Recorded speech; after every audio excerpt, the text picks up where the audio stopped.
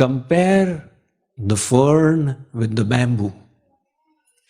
The fern, you plant the seed and it's grown up. In a few weeks, the fern is out there.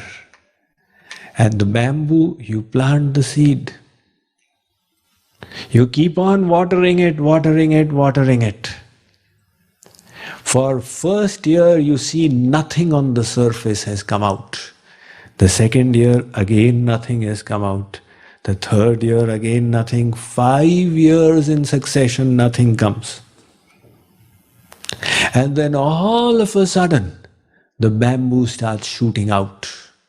And within 6 months, it has shot 100 feet. So what was it doing for those 5 years? You'd say it was doing nothing. It was deepening its roots.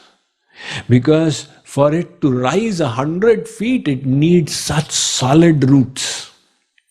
If the roots are not strong, it's going to fall over. Like the sequoia groves, last year some of us, we went to the sequoia forest.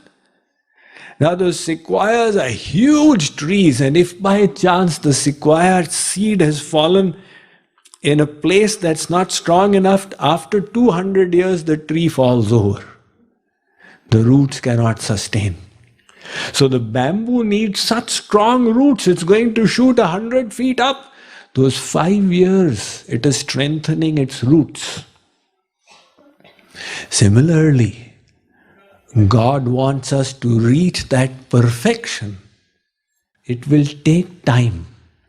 And in this time, there will be mistakes. There will be errors. There will be times when we fall. Never get discouraged. See all these as opportunities to learn and to progress. The world may say you are a failure, but God will never say it. So many things in this world were rejected as failures, and later on they became great successes. We have all heard of Walt Disney. He was such a failure that he was making some cartoons for some church. And the only place he had to stay was a rat-infested place. That is where he got the idea of the rat cartoon.